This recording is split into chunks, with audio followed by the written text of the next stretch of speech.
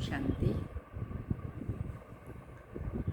आज प्राणेश्वर बाबा ने कहा है कि तुमको नई दुनिया में चलना है। अब तुम्हारे दुख के दिन पूरे हुए, इसलिए पुरानी बीती हुई बातों को सबको भूल जाओ। साथ साथ बाबा ने कहा कर्म योगी बनकर के कर्म करो।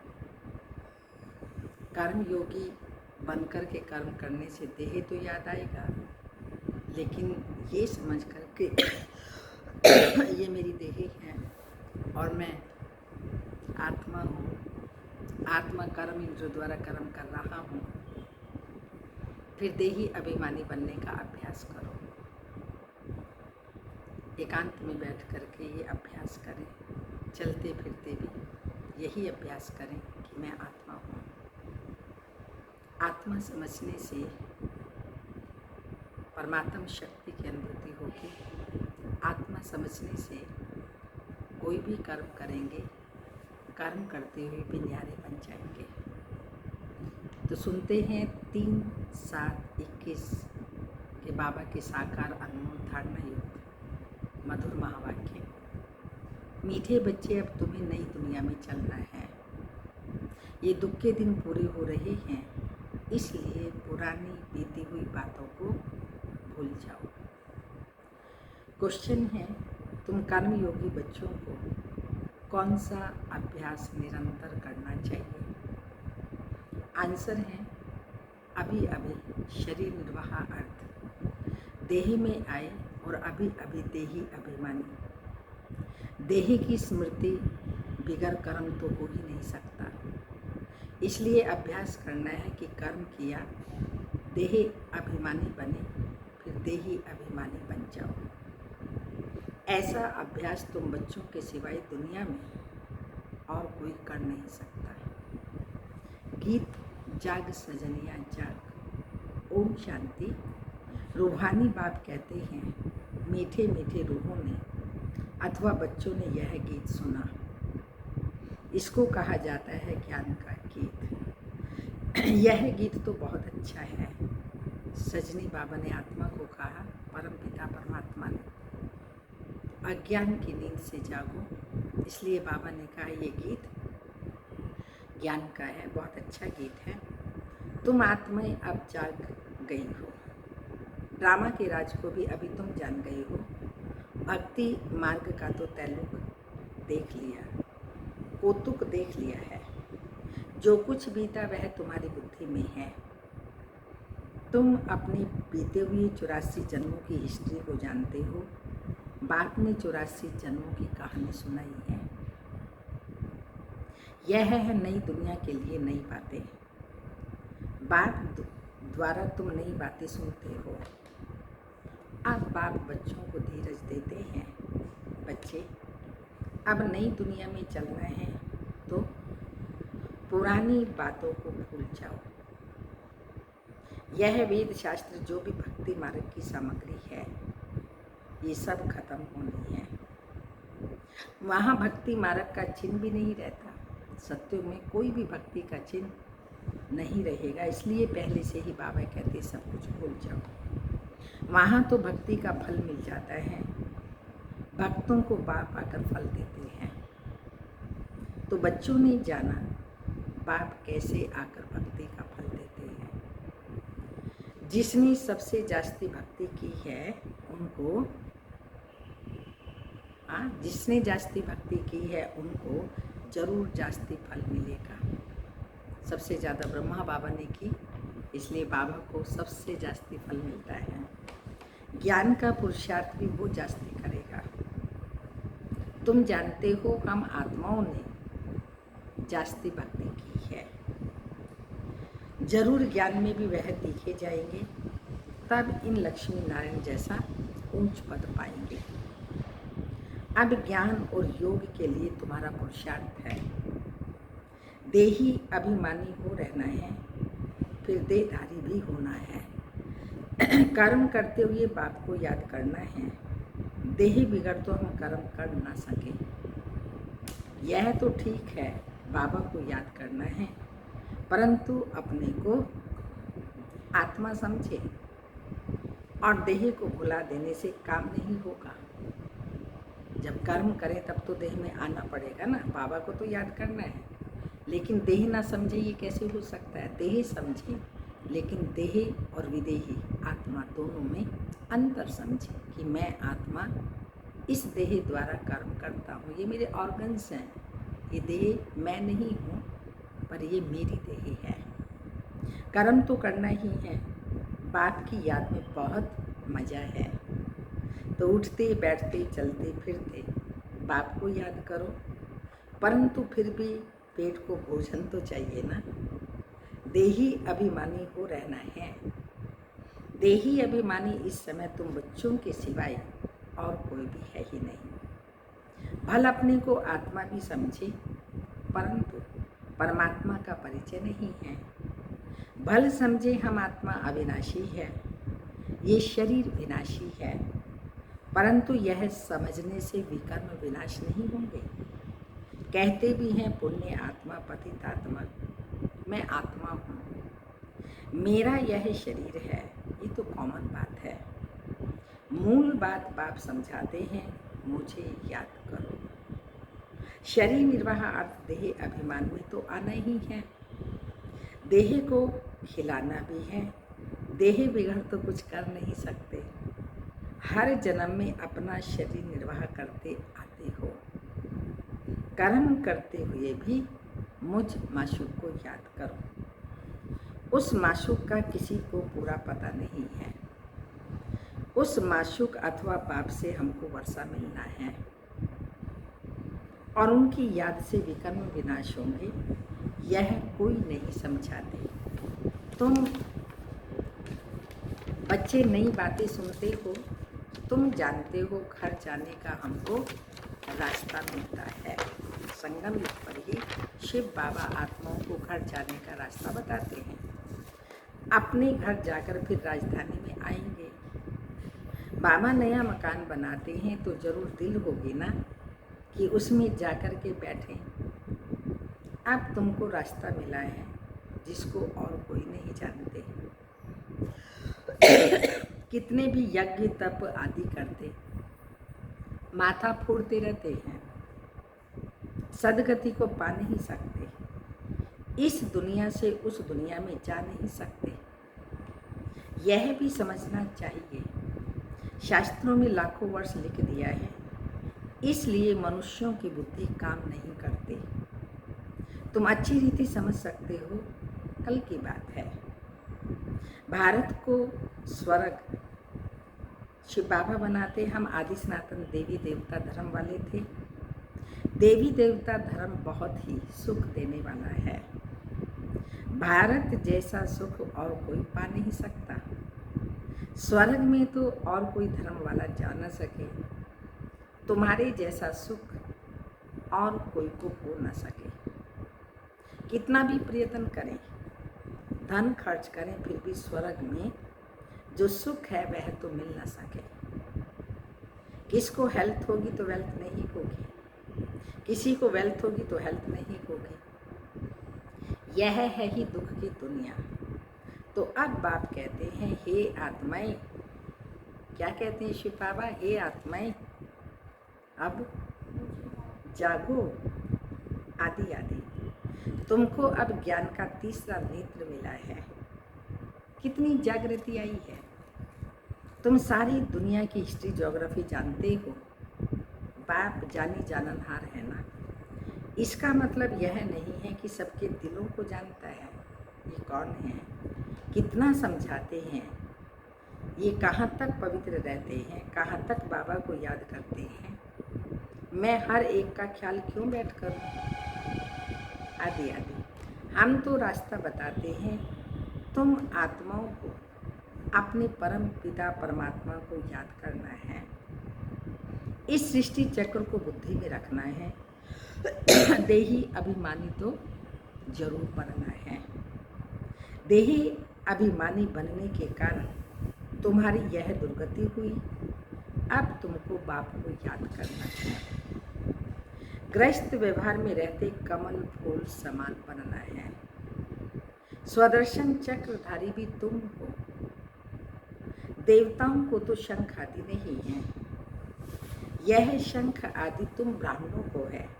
सिख लोग शंख बजाते हैं, बहुत बड़ा आवाज करते हैं, तुम भी यह ज्ञान बैठ देते हो तो बड़ी सभा में लाउड स्पीकर लगाते हो।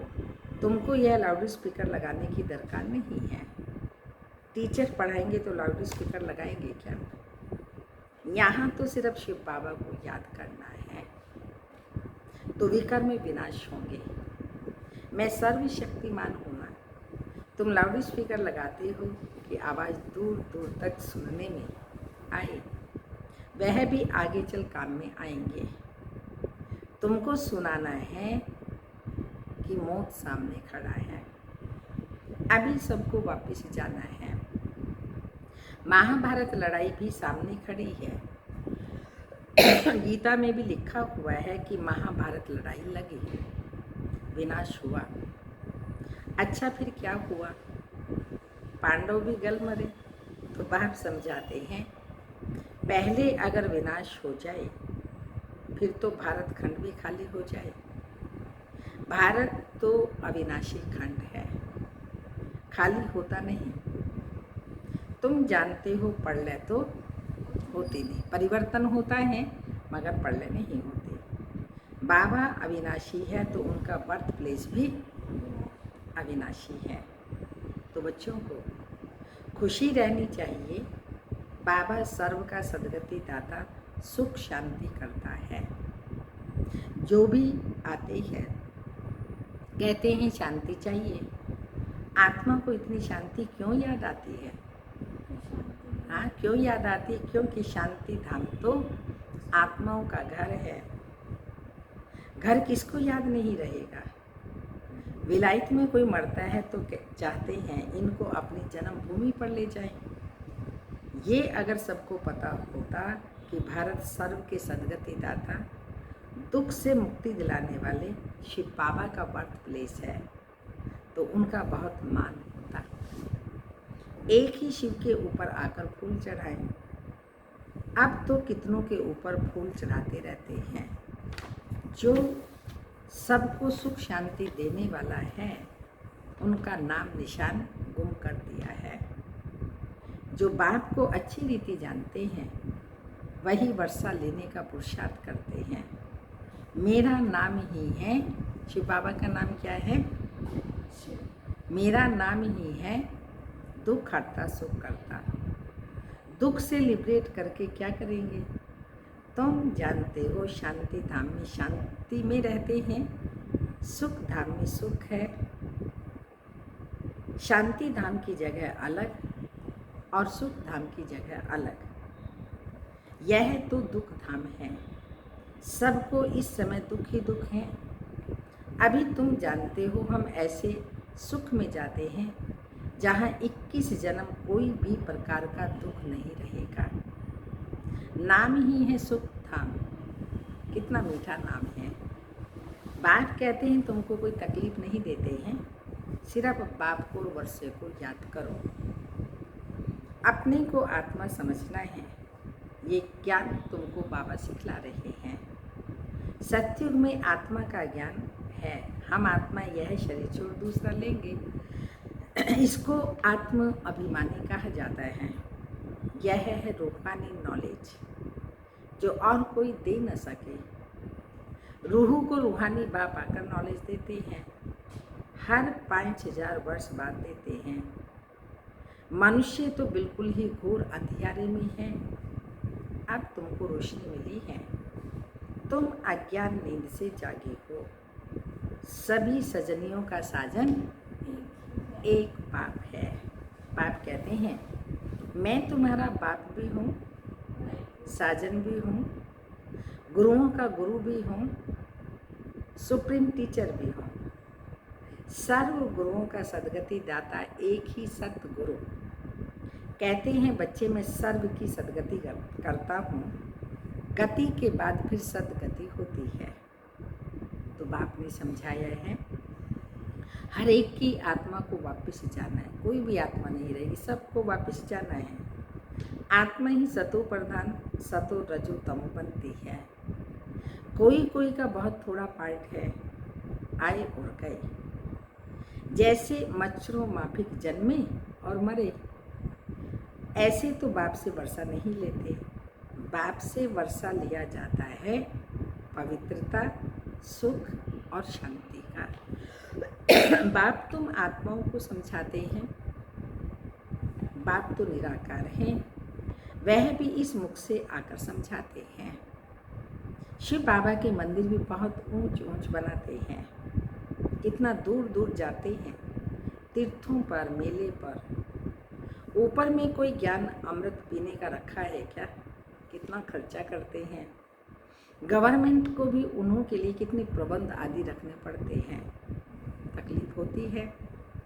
यहाँ तीर्थों पर छोटे बच्चों को कैसे ले जाएंगे? तो बच्चों आदि को कोई ना कोई को संभालने के लिए दे जाते हैं, साथ में नहीं ले जाते। 2-3 मास यात्रा करते हैं। यहाँ तुम आए हो, तुमको बैठकर सुनना है, पढ़ना है। छोटे बच्चे तो नहीं सुनेंगे। यहाँ तुम आए ही हो योग और ज्ञान सीखने, तो बाप बैठ ज्ञान सुनाते हैं, तो आवाज़ आदि नहीं होना चाहिए, नहीं तो अटेंशन जाता है। शांति में बैठकर अटेंशन दे करके सुनना है। योग तो बहुत सहज है, कुछ भी काम करते रहो, बुद्धि का योग वहाँ लगा रहे। बाबा की याद रहने से कमाई बहुत ज़बरदस्त होती है। तुम जानते हो हम एवर हेल्दी बनेंगे, अपने साथ बातें करनी होती हैं। बाबा की याद में रहकर भोजन भी अपने हाथ से बनाना है। हाथों से काम भी करो, बाकी याद करो अपने बाप को। तुम्हारा भी कल्याण होगा और याद में रहने से चीज़ भी अच्छी बनेगी। तुमको विश्व की बादशाही मिलती है, तुम यहाँ आते ही हो लक्ष्मी नारायण बनने। सब कहते हैं क्या बनोगे भाई? सब कहते हैं हम सूर्यवंशी बनेंगे। तुम जानते हो हमारे मम्मा बाबा इस समय ब्रह्मा सरस्वती हैं और दूसरे जन्म में लक्ष्मी नारायण बनेंगे। भविष्य में कोई क्या बनेंगे, ऐसे किसके जन्म का तो पता नहीं। नेहरू क्या जाकर बना क्या पता, कुछ अच्छा कुछ दान किया होगा तो यहाँ अच्छे कुल में जन्म लेंगे। अभी तुमको पूरा पता है, क्या पता है? अभी तुमको पूरा पता पड़ता है सत्युग में हम क्या बनेंगे। जैसा पुरुषार्थ करेंगे उसके अनुकूल ही राजा महाराजा प्रजा आदि बनेंगे। अभी इनका नाम है आदि देव ब्रह्मा, आदि देवी सरस्वती, वही फिर स्वर्ग के मालिक बनेंगे। अच्छा, इनके बच्चे भी साथ हैं, वह भी कहेंगे हम स्वर्ग के मालिक बनेंगे, यह तो पक्का है। सूक्ष्म वतन में भी तुम देखते हो, देवियों के मंदिर में भी बहुत मेले लगते हैं। अभी जगदम्बा तो एक है, उनके फीचर्स भी एक होने चाहिए। मम्मा को भी तुम देखते हो, तुम बच्चों के फीचर्स हैं, फिर नाम रख दिए कन्याकुमारी, अधर कुमारी। तुम जानते हो यह इस समय ही बनते हैं संगम युग पर, कन्याकुमारी ब्रह्मा कुमारी। तो हम सब हैं ब्रह्मा कुमारी, युगल भी कहते हैं ब्रह्मा कुमार कुमारी हैं। एक बाप के बच्चे हैं तो तुम्हारा ही यादगार है। बरोबर तुम बैठी नॉलेज देते हो, अर्थ सहित यह दिलवाड़ा मंदिर है, परंतु यह तुम समझा सकते हो, तुम जानते हो स्थापना कर रहे हैं। राजयोग से श्रीमत पर भारत को स्वर्ग बना रहे हैं। अच्छा, मीठे मीठे सिक्के लदे बच्चों प्रति माता पिता बाप दादा का याद प्यार। Good morning, diamond morning. रूहानी बाप की रूहानी बच्चों को नमस्ते। हम रूहानी बच्चों के रूहानी माता पिता बाप दादा को याद प्यार। Good morning, diamond morning. ओम नमस्ते। आज की धारणा है ज्ञान और योग पर पूरा पूरा अटेंशन देना है। सुनने के समय बहुत शांत एकाग्रचित होकर बैठना है। कर्म योगी भी बनना है। सेकंड पॉइंट है, बाप ने जो घर का रास्ता बताया है वो सबको बताना है। स्वदर्शन चक्रधारी बनने के साथ साथ ज्ञान शंख भी बजाना है। आज का वरदान है, एक बाप दूसरा न कोई।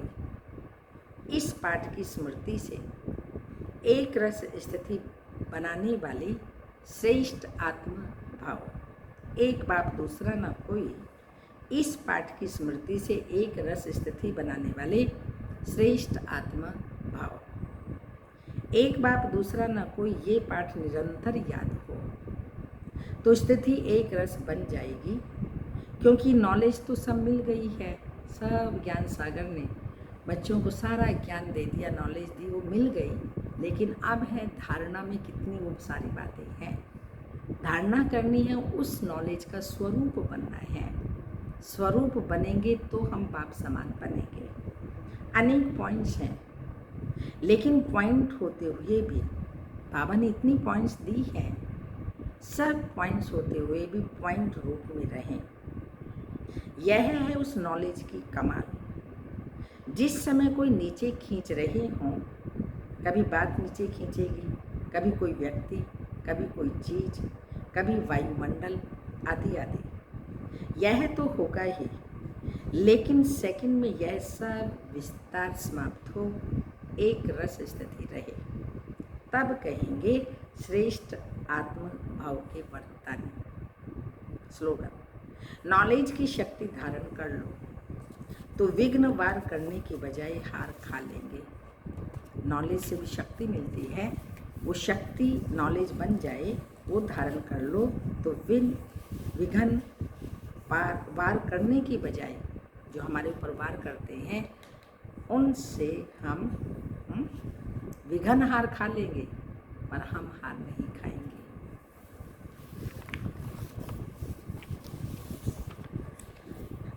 आज की तपस्या की पॉइंट है तीसरा नंबर, समय प्रमाण।